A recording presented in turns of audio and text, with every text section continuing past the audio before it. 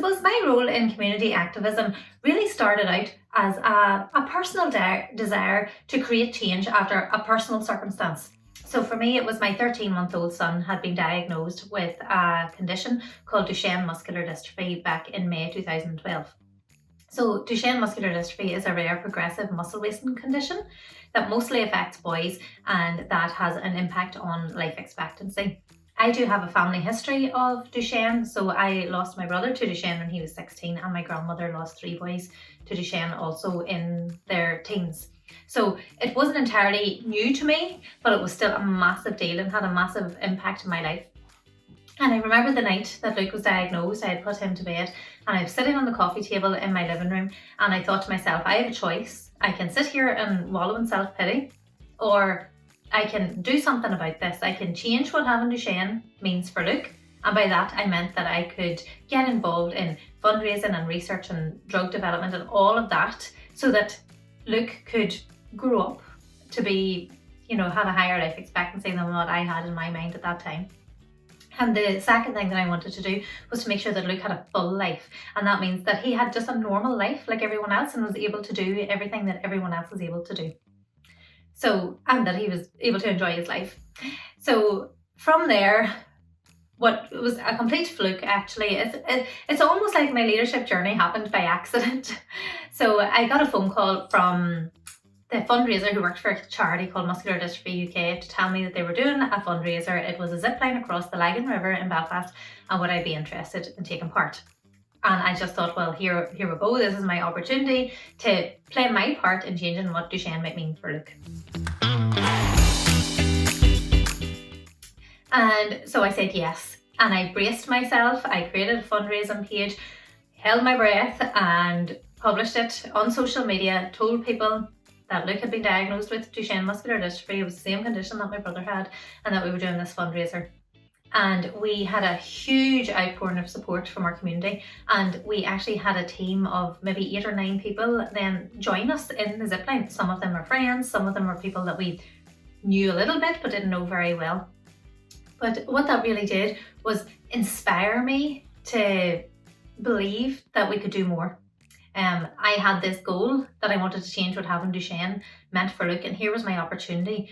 I had this resource, I had this whole support base. Now lots of people knew they were offering help and support and whatever they could do. So I would have been foolish to have just let that die at that moment. So I created a fundraising group called Leap for Luke. Our main priority at that stage was fundraising. We wanted to create lots of fundraisers, but not only that, we wanted to inspire other people to do fundraising for us, because that was how we were going to be able to make a difference. I'm just one person. I can't raise money by myself. I needed other people to be able to raise money for me, and I had to inspire them to do that. And so we created the fundraising group, and from there we inspired lots of businesses to choose Leap for Luke as their charity of the year. We had people doing lots of different fundraisers, so we had marathon runners, skydivers, abseilers, you name it. We had the whole lot. And I suppose for me, a lot of that was a distraction from what was going on with Luke, and it was great because we were at a stage where Luke was progressing normally at this stage, and we had the time and we had the resources to be able to do this, which was fantastic. So we took advantage of that. And from there then it really started to develop. So what I found happened was that at the start, I had no idea about anything. I didn't know anything about fundraising. I mean, we did some sponsored events in school, but that was the height of my fundraising knowledge. I didn't know anything about drug development.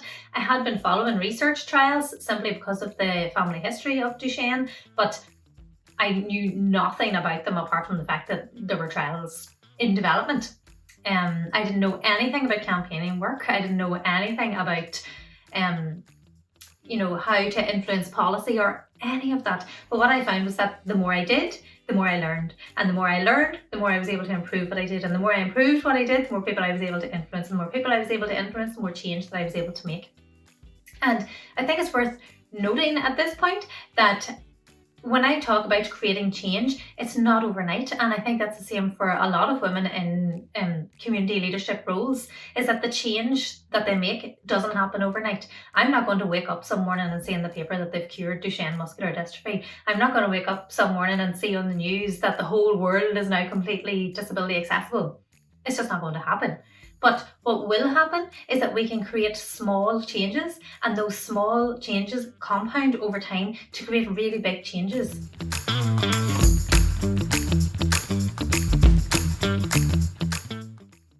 And that's where I think my role is, that I come in and I have to create small changes. So although we started off as a fundraising group, that developed, and I suppose the one thing that perhaps was a catalyst in our evolving at that stage was that I attended an event called the Race to Yes. So hundreds of families from all around of the world went to Washington DC to attend an advisory committee meeting. It was the biggest advisory committee meeting of the FDA that had ever happened in history. So we were a little part of history. And the whole purpose of that was to influence decision makers in the FDA in the United States to approve a drug which had proven to be safe and effective, and which would help to slow the progression of Duchenne in a subgroup of boys with Duchenne, so boys who had a particular mutation. There were 12 boys who had been on the trial from the very start, as well as a few hundred who were now on it. And these boys had shown that the disease had actually slowed down, and they were in attendance at the event.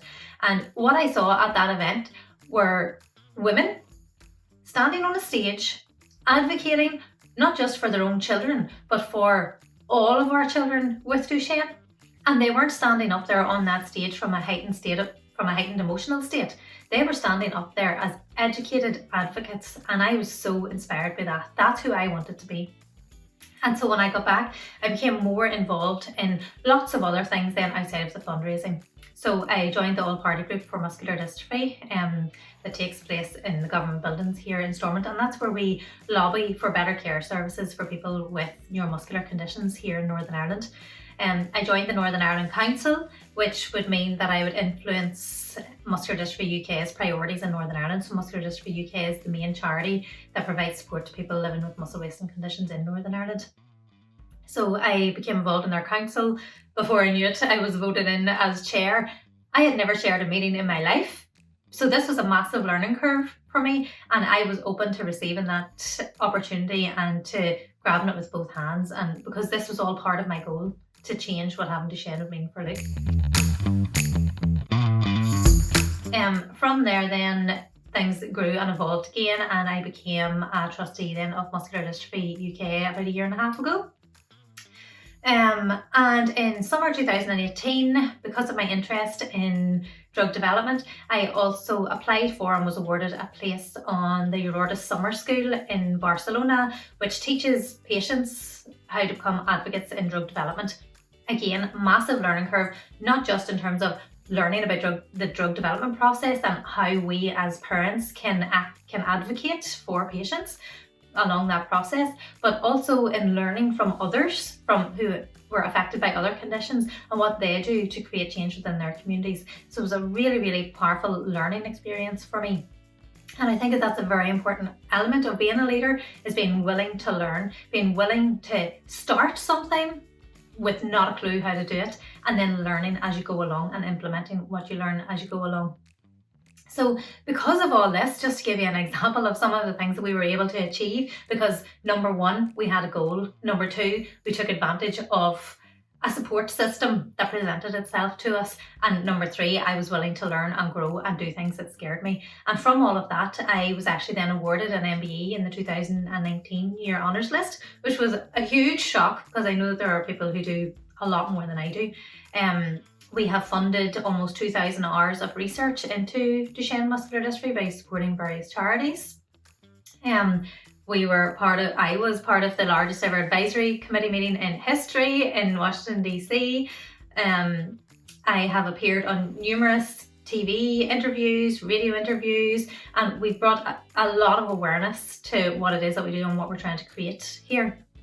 And it all started with a personal goal, and I think that's really all it takes. If you have a personal goal that's bigger than you, that means that you're willing to make the time, you're willing to put in the effort, you're willing to learn and to grow and to apply what you learn and grow, then you have a really steady base for being a really great community leader.